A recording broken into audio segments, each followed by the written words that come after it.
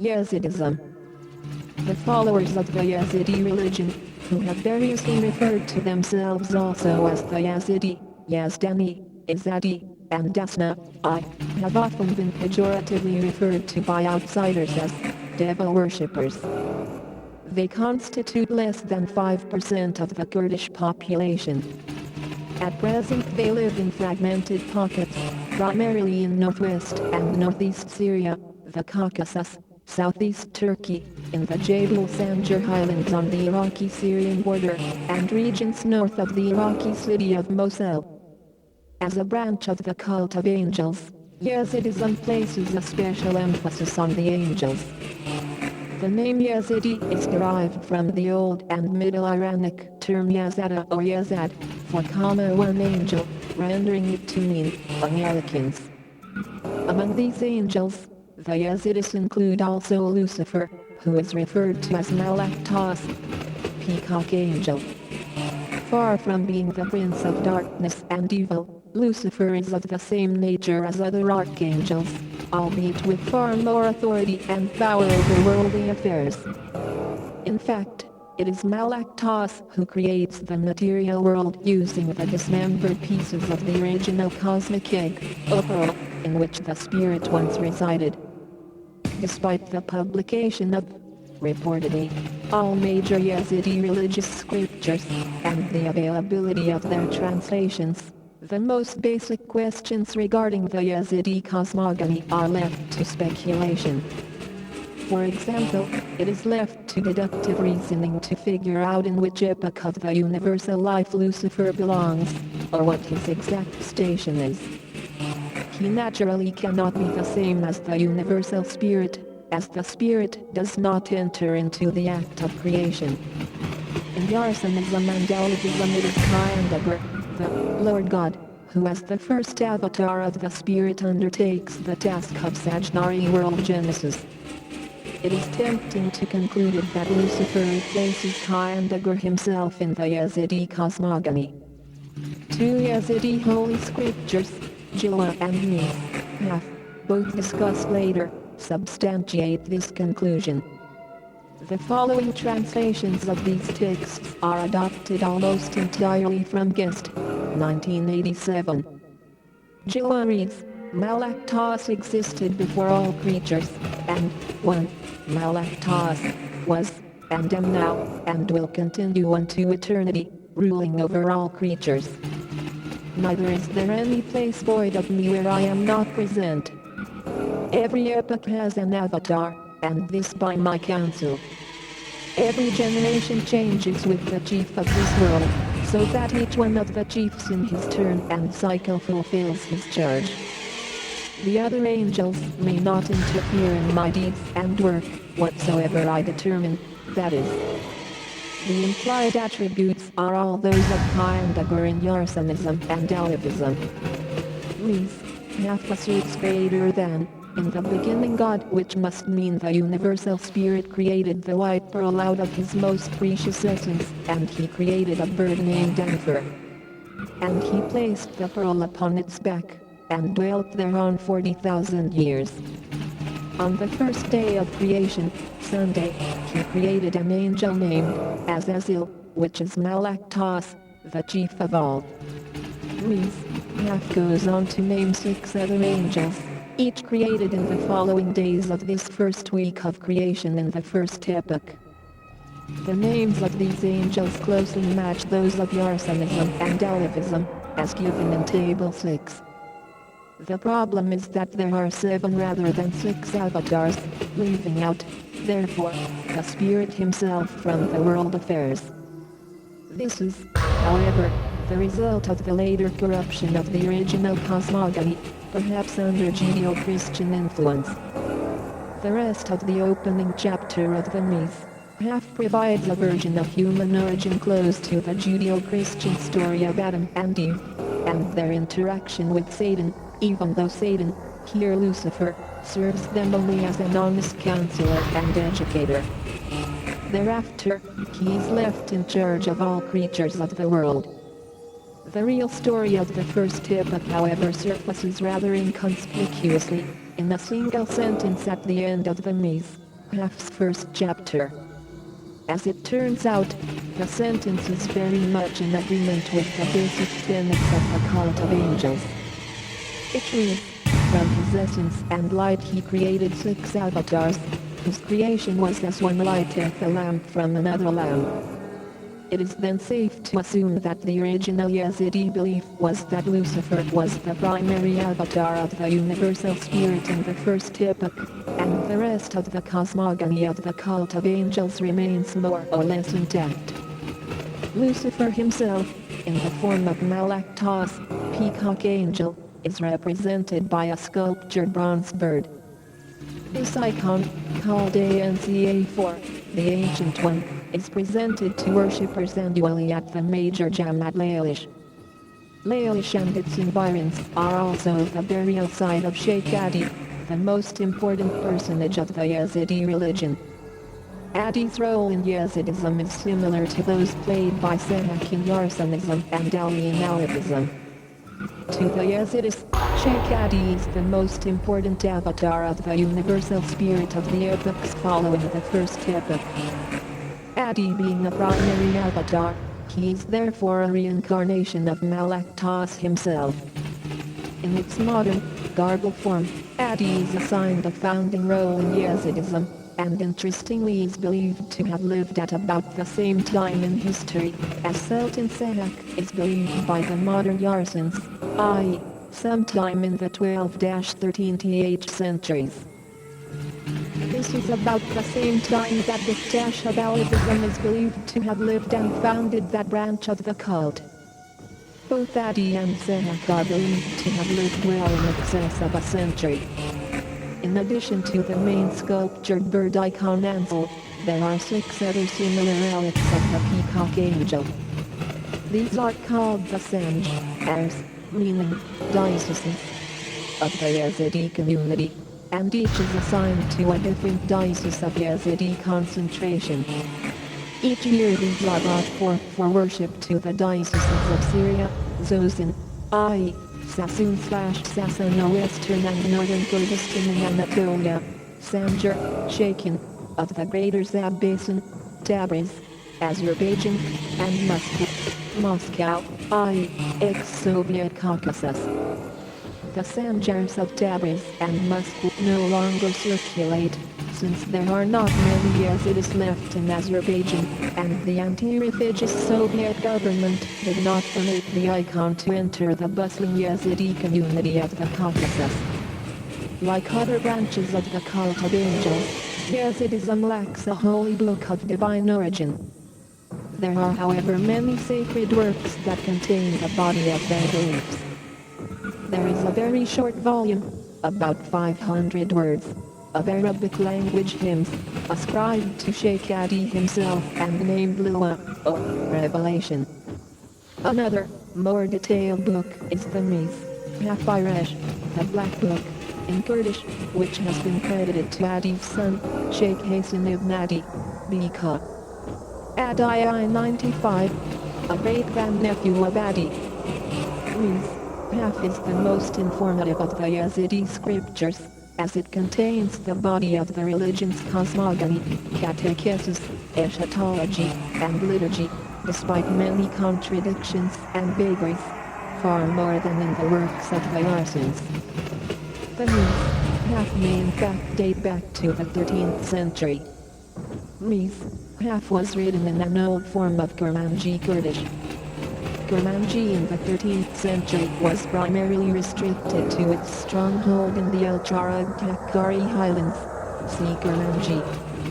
But Hakkari is in fact exactly where the most ardent followers of Adi and Hasan arose. Adi himself, despite the Yazidis' belief that he was born in Bekaa Valley of Lebanon, came to be called Adi al-Hakkari, Adi of Hakkari. Of the Yazidis' 4 major annual celebrations, 2 are of special interest here, the Jam and the Feast of Yazid. The most important Yazidi feast is the 7-day-long Feast of Lamb, when the bird icon of Ansel is presented to the worshippers. It occurs between the 6th and 13th of October, which is obligatory to all believers to attend, and is held at Laish, north of Mosul, the burial site of Adi and other important Yazidi holy figures, including Hassan. It coincides with the great ancient Aryan feast of Mithrakin, Zoroastrian Mirakin, Yazidi Mirajan, Sealifism, held customarily around the middle of October. Ancient Mithrakin celebrated the act of world creation by the sun god Mithras, who, killing the bull of heaven, used its dismembered body to create the material world. On the occasion of the feast at Laish, riding men pretend to capture a bull, with which they then circumambulate the Laish shrine of Shams al-Din, the son of the faith, before sacrificing the bull and distributing its flesh to the pilgrims. Yazid, a puzzling personage, is venerated by the Yazidis in a somewhat confused fashion. Yazid is credited with founding Yazidism. The religion, obviously, shares his name, or to have been the most important avatar of the spirit after Malak Tas, some even claiming he is the same as Malak Tas. He is occasionally identified by the Yazidis as the Umayyad Caliph, Yazid ibn Aliyah, Arad 680-683, the arch-villain to Shiite Muslims. His faulty identification is encouraged by the Syrian and Iraqi governments, who opt thus to detach the Yazidis from other Kurds, and to connect them instead with the Umayyads, hence the Arabs. It has also prompted the leading Yazidi family, the Chals, to adopt Arabic costumes and Umayyad caliphal names. Yet, far from being the Umayyad Caliph, the name is certainly derived from Yazid, angel, and judging by its importance, he must be the angel of the Yazidis. His comical confusion, which permeates the Yazidi leadership to the extent that they doubt their own ethnic identity, is not unexpected, given the intensity of their persecution in the past, and the destruction of whatever religious and historical literature Yazidism may have had in the past, in addition to the little that remains today. Is it possible that Malak Tas, who created the material world in Yazidi cosmogony by utilizing a piece of the original cosmic egg or pearl that he had dismembered earlier, originally represented Mithras in early Yazidism, and only later Lucifer? The second most important Yazidi celebration points toward this possibility. It is held between middle and late December and commemorates the birth of Yazid. His birthday at or near the winter solstice links him to Mithras. Mithraism did after all expand into the Roman Empire from this general geographical area in the course of the 1st century BC, and Mithras' mythical birth was celebrated on December 25 as already has been discussed. The celebration parallels in importance the major Jam ceremony in October. It is commemorated with 3 days of fasting before the Jubilees. In the Yazidi version of world creation, birds play a central role in all major events, too numerous in fact to permit summary here. The reverence of the Yazidis for divine manifestations in the form of a bird, the peacock angel, and the sacredness of roosters are just two better known examples. What is fascinating, but less known, is that within 30 miles of the shrines of Laish are the Shanidar-Zai Chami archaeological sites of central Kurdistan, where the archaeologist Soleki has unearthed the remains of shrines and large bird wings, particularly those of the great bustards, dated to 10,800 plus or minus 300 years ago. The remains are indicative of a religious ritual that involved birds and employed their wings, possibly as part of the priestly costume, Soleki 1977. The representation of bird wings on gods was later to become common in Mesopotamian art, and particularly in the royal rock carvings of the Assyrians, whose capital Nineveh can literally be seen on the horizon from Laish. The artistic combination of wings and non-flying beings like humans, to form gods, lions, to form sphinxes, bulls, to form royal symbols, and horses, to form the Pegasus, as well as wing-like adornments to priestly costumes, are common in many cultures, but the representation of the supreme deity as a full-fledged bird is peculiarly Yesidi. The evidence of sacrificial rites practiced at ancient Zaychami may substantiate an indigenous precursor to modern Yesidi practice. The bird icon of Lalish has always been readily identified, as the name implies, as a peacock. However, there are no peacocks native to Kurdistan or this part of Asia. In light of the discoveries at Zaychami, the great bustard is a much more likely the bird of the Yesidi icon. The great bustard, Kurdish shotlet, is native to Kurdistan. It too possesses a colorful tail, similar to that of a turkey, similar to, though much smaller than, that of a peacock, which is seen on the icon. The great bustard far more logically suits the archaic tradition of the Yezidis than does the peacock, a native bird of India. The practice of bowing 3 times before the rising sun and chanting hymns for the occasion is practiced by the Yezidis, as among the traditional Alevis, naked in 1956. The Yezidis also practice the rite of embracing the very body of the sun, by kissing its beams as they first fall on the trunks of the trees at the dawn. Cameron Ali Badir Khan 1934. Another Alevi hallmark, the representation of the deity in the shape of a sword or dagger stuck into the ground, is also found among the Yezidis, albeit not for worship but to take oaths upon it. Alexander 1928, Bellino 1816.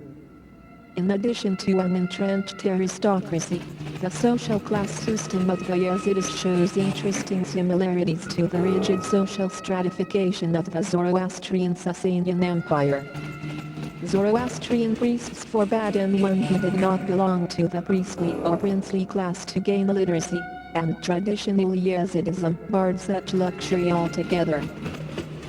Some Yarsins also believed that this should be so, and also practice it.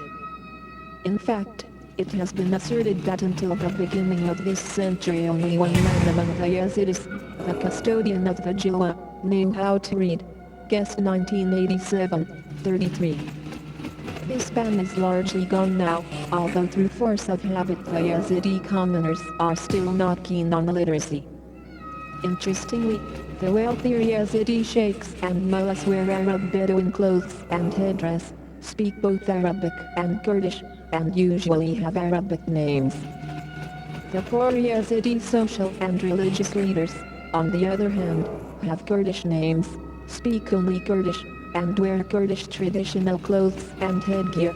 Les Code 1938. Leadership of the Yezidi community has traditionally rested with one of the old Kurdish princely houses, the Chals, who took over in the 17th century. They replaced the line of rulers who claimed descent from Sheikh Hassan, the author of Mizpah. They are supported financially and otherwise by every Yezidi. The priestly duties reside, as in Yarsanism, with the members of the 7 hereditary priestly houses, which include the Chals. The relative smallness of the current Yezidi community can be misleading. At the time of Saladin's conquest of Anshoj, the Yezidis were dominant in the neighboring valleys in the Amanus coastal mountains, and by the 13th and 14th centuries Yezidis had expanded their domains by converting many Muslims and Christians to their faith, from Anshoj to Urmia, and from Sivis to Kirkuk. They also mustered a good deal of political and military power. In this period, the emirs of the Jazira region, Upper Mesopotamia, were Yezidis, as was one of the emirs of Damascus. A Yazidi preacher, Zayn al-Din Yusuf, established Yazidi communities of converts in Damascus and Cairo, where he died in 1297. His imposing tomb in Cairo remains to this day. Of 30 major tribal confederacies enumerated by the Kurdish historian Sharaf al-Din Bidlisi in Sharafdullah, 1596, he contends 7 were fully Yazidi in times past. Among these tribes was the historic and populous Bhutans, the Bogdanoi of Herodotus. An early Muslim encyclopedist, Shahab al-Din Fadl al-Umari, declares as Yazidi in Ad 1338 also the Dumbeli/Dumbeli. This reference carries a very important piece of information, which can be the only known reference to the cult of angels before its fragmentation into its present state and the loss of its common name. Since the Dumbeli were a well-known branch of the Alevi Elamites, and since the reporting by al-Umari is normally astute, the declaration of this tribe as Yazidi may indicate that at the time the appellation Yazidi, Americans, was that of the cult of angels in general. The historical designation Yazidi here for the cult of angels has been used to avoid confusion with the modern Yazidism. There have been persistent attempts by their Muslim and Christian neighbors to convert the Yazidis, peacefully or otherwise. The Ottoman government and military schools recruited many Yazidis, who were then converted to Sunni Islam, while in the mountains the Yazidis maintained their faith. A petition submitted in 1872 to the Ottoman authorities to exempt the Yazidis from military service has become the locus classicus on the subject of Yazidi religious codes and beliefs. For the English translation of the text, see Driver 1921-23. Failing peaceful conversion, the Ottomans carried out massacres against the Yazidis in the course of the 17th and 18th centuries. The massacres recurred in Ottoman domains in the middle of the 19th century, resulting in a great migration of Ottoman Yazidis into the Russian territories in the Caucasus. 20 major massacres between 1640 and 1910 were counted by Lescaut. See deportations and forced resettlements. Many Yazidis escaped into the forbidden mountain areas, but others converted, at least nominally, to Sunni Islam. The Ottoman Land Registration Law of 1859 particularly pressed for conversion by refusing to honor ownership claims of Yazidis.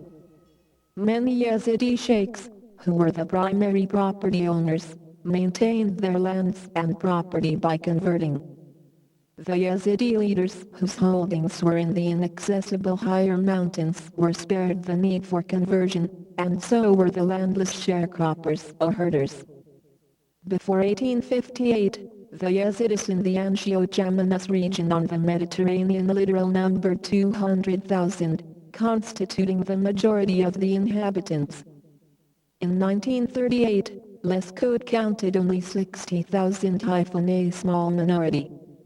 Even today the Yazidis are still subject to great pressure for conversion. There is now also a movement to strip the Yazidis of their Kurdish identity by either declaring them an independent ethnic group apart from the Kurds or by attaching them to the Arabs.